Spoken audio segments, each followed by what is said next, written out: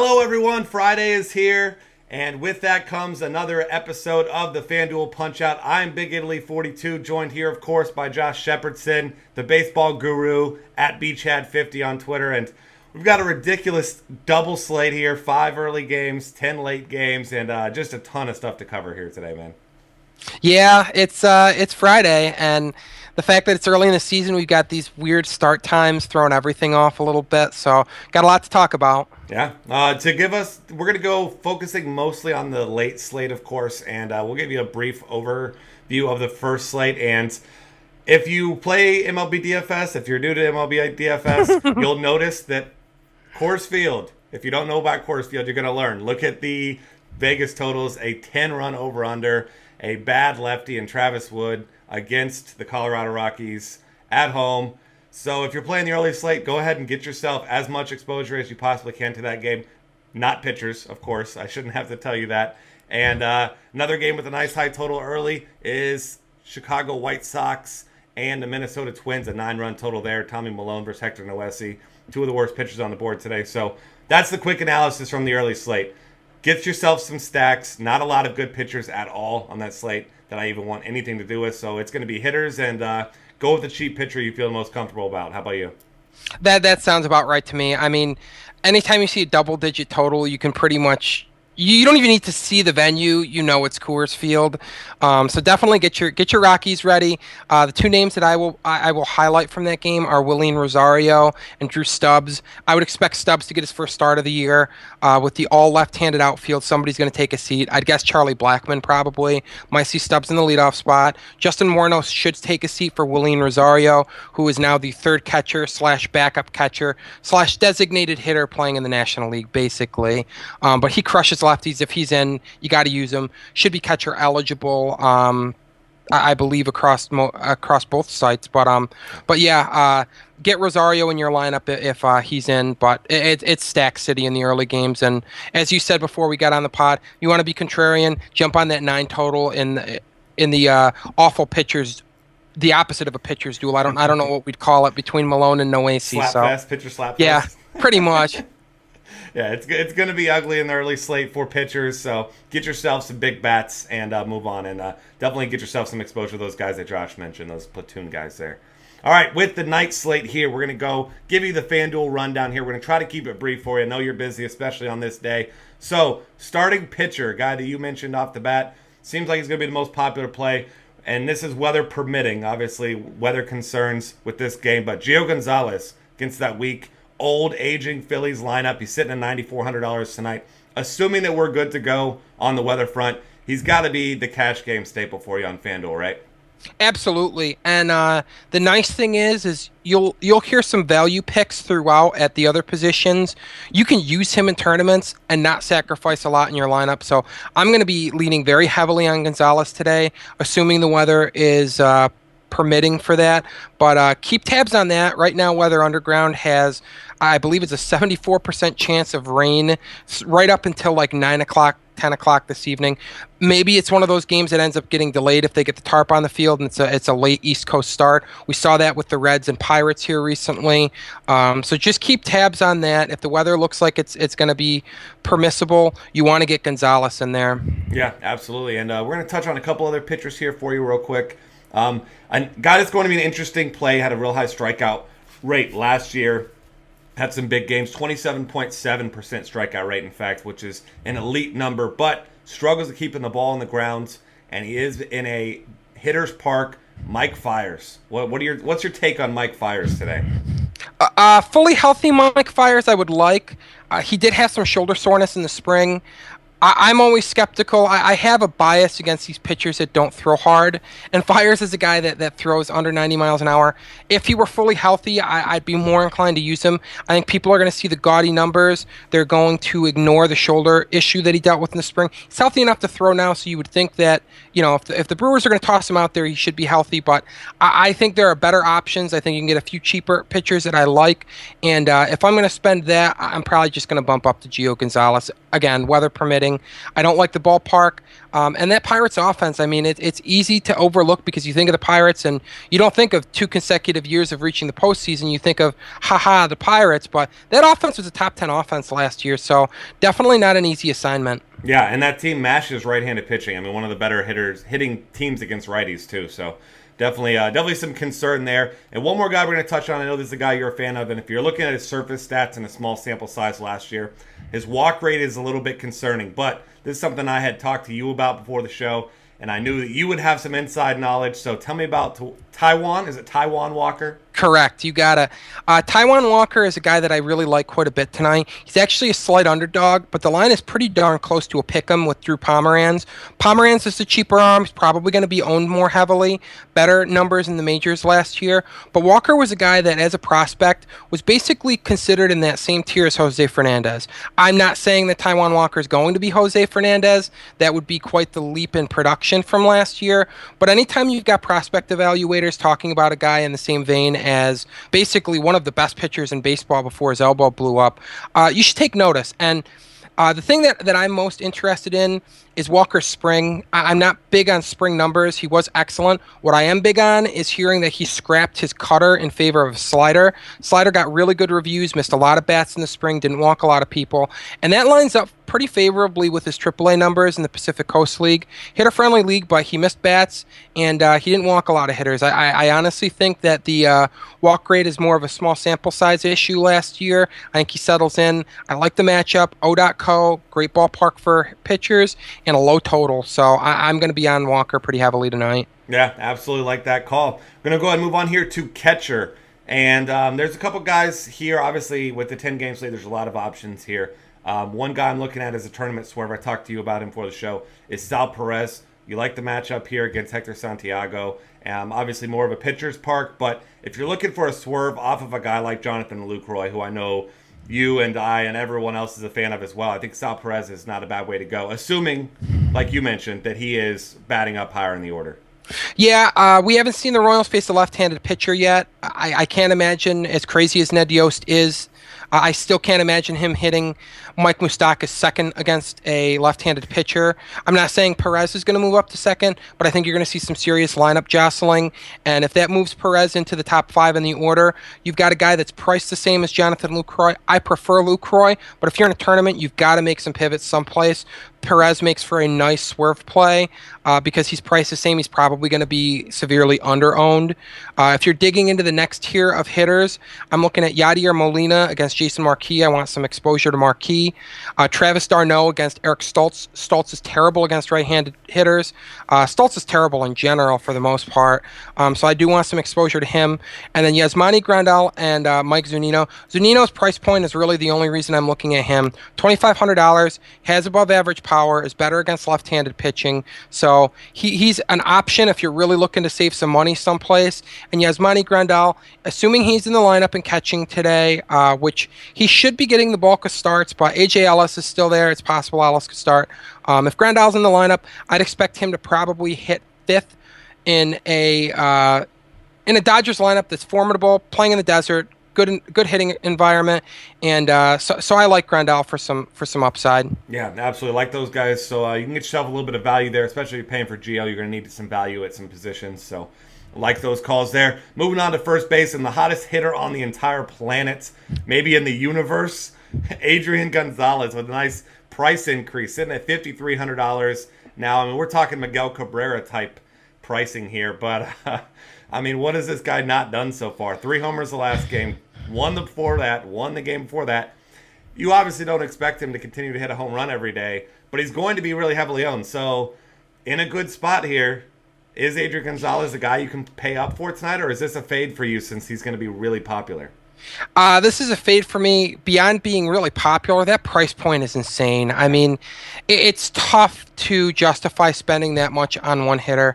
As I'm going to say throughout the year, you could get up and you could hit 4 rockets, and if they're hit at people, then there goes your $5,800 or whatever the absurd price is on Gonzalez right now. There goes your investment on 4 really well hit balls that result in nothing. I'd rather spread my wealth a little bit, so I'm going to be fading Gonzalez. I mean, we haven't seen a run like this since the great Chris Shelton years of in Detroit, but yeah, I mean, as good as he's been, I can't do it. There's some other names at first base I like Albert Pujols against a lefty today. I think the Angels could have some sneaky stack potential if you're looking to swerve the other stacks today. Jason Vargas, good pitcher, but not a great pitcher. Gives up a lot of contact, which can leave him open to some issues. David Ortiz looks great at 3,700. Short porch in right field for him to yank the ball out of the park against Nathan Eovaldi, who really struggles with left-handed batters. Matt Adams, love him against Jason Marquis. Again, get some exposure to him. Great American Ballpark, home run amplifying atmosphere. Love him. Speaking of homers, Pedro Alvarez at Miller Park. Decent matchup if you're not using Fiers. Alvarez is a good guy to grab in tournaments and hope that he reaches the seats. And then if you're really digging, again, got to save money someplace to get Gio Gonzalez. Ike Davis should be back in the lineup again today as a right-handed pitcher toes the rubber against him. I won't be obviously pairing him on my Ty Walker teams, but on teams that I don't have Walker, if I'm looking to save some money again, Gio Gonzalez rosters might stick Ike Davis in there. Should hit 5th probably for the A's. Yeah, absolutely like that. So some top guys, some value guys there for you at first base. Moving on to second base here, and this is it's not a particularly deep position tonight on a 10-game slate. So that's where I kind of ran into some concerns there. Obviously, you've got top options. Robinson Cano always in play. Doesn't really matter lefty or righty with him. Give me your top option if you're paying up for somebody today. Is it Cano or are you going elsewhere? This is a position where I'm definitely saving money. My favorite play is actually Neil Walker tonight against Mike Fiers. Again, great hitter's ballpark, cleanup hitter, and as a switch hitter, much better as a left-hander facing right-handed pitching. At $3,500, I think that's an absolute steal. You've got top-flight production at a really good price. Looking a little bit cheaper, I like Howie Kendrick at $3,300 of the Dodgers. Again, I think the Dodgers are going to score some runs tonight in the desert. Kendrick is a fair hitter against right-handed pitching, but I really like the fact that he's facing Chase Anderson, who has a reverse platoon split. Usually I'm concerned with sample size issues with reverse platoon because that's not something that you typically see, but Anderson's numbers going back to his minor league days also indicate that he's worse against right-handed hitters than lefties. Digging a little deeper, Colton Wong looks okay. Don't like the lineup spot, but again, get some Jason Marquis exposure. Ricky Weeks looks like a really good bargain play to me. $2,600, hit leadoff last time the Adams faced a lefty, so you could get a leadoff hitter at $2,600. Furthermore, Lloyd McClendon inexplicably left him in to face a right-handed pitcher in the 9th inning. So if he's not going to lift him for a pinch hitter, you don't even have that concern as a platoon player. So you can get a leadoff hitter for $2,600 in Ricky Weeks. You kind of got to do it. Yeah, I completely agree there. I mean, I like that call a lot. We were talking about it before the show when I was asking you about some guys who were looking at, and Ricky Weeks really stands out. That price, all those factors going in his favor, so I like that quite a bit. Now on to the hot corner, third base. And a lot of power here up at the top. I mean, you've got Todd Frazier been swinging a hot stick recently, going against John Lackey today, who he's not terrible against righties, but much better against lefties. So you got to like him in some tournaments. Who else are you looking at here at the hot corner? I wouldn't mind targeting Dan Herron a little bit. I know that's a personal favorite of yours. Yes, it is. Evan Longoria at $4,000, facing a right-hander with a reverse platoon split in recent years. And this is a reinvented Dan Herron. This isn't peak years Dan Herron. So his reverse platoon split looks legitimate. Longoria, $4,000. He's probably not going to be my top third base play. But if you're looking to hit a home run, bad pun intended, Evan Longoria is a pretty good option. Like Matt Carpenter at $3,800, a little pricier than some of the other options that I like here. But if you're going to get a Cardinal stack, you got to have their leadoff hitter. Good on-base guy, Great American Ballpark is going to squeeze out every ounce of power that Carpenter has in that bat. The names that I really like in the bargain bin are David Wright against a lefty for $3,300. The guy absolutely crushes lefties. Got to get some exposure to him. Aramis Ramirez against a lefty at home Aramis crushes lefties, $3,200. Love him. Panda priced at just $3,000, facing Jerome Williams. You're welcome when he hits well at $3,000. That is a cheap investment.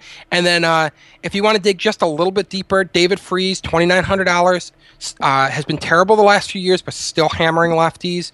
Gets one in Jason Vargas. Actually hit cleanup behind Albert Pujols the last time the Angels faced a lefty. So you can get a cleanup hitter for $2,900. Thank you.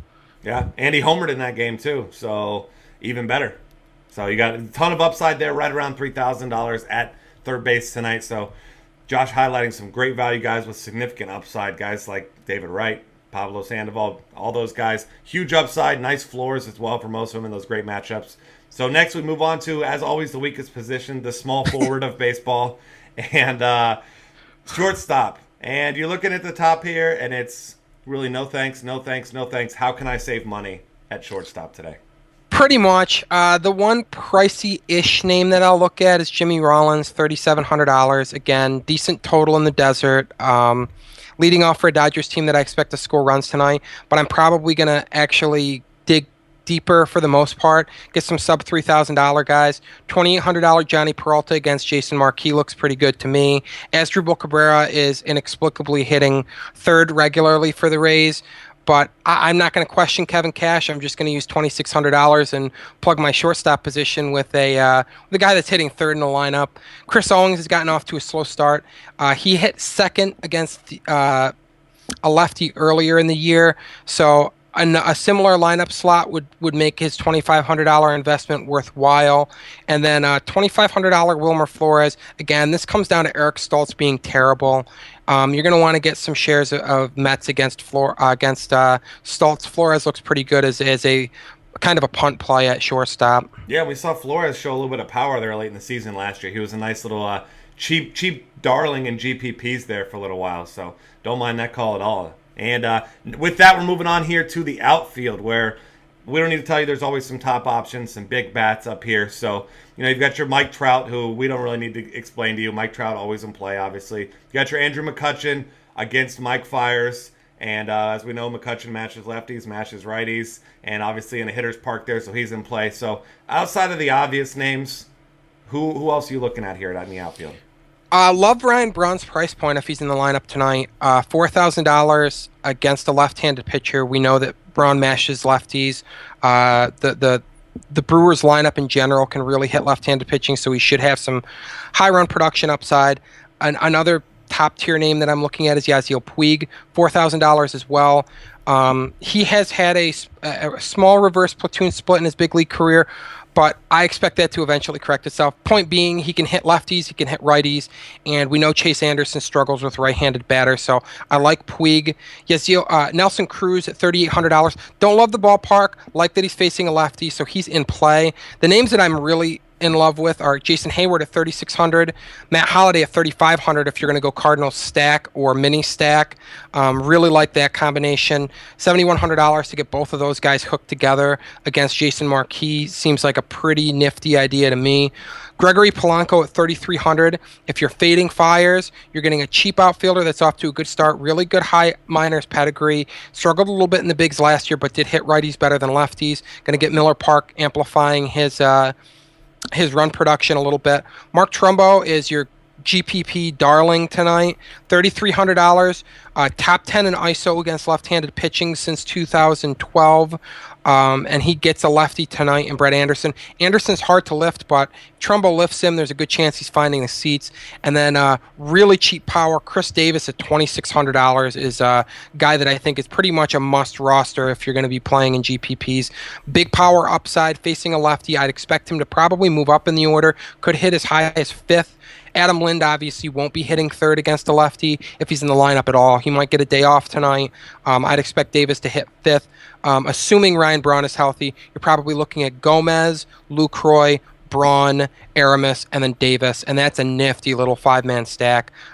Get four pieces, get your four guys that you can get on FanDuel, 1 through 4, 2 through 5, get them in there. Yeah, absolutely love that. And once again, going back to if you played last year, Chris Davis against a lefty, especially at home, go ahead and lock him in. Really cheap, and he's got a stupid amount of power against left-handed pitching. So Absolutely love that call. And with that, that's going to wrap things up here for the FanDuel Punchout. Check out all of our great content at dailyfantasycafe.com. We've got articles about every single thing MLB coming up for tonight. And Josh and I will be back here in a few minutes with a DraftKings podcast for you if you're playing over on DraftKings.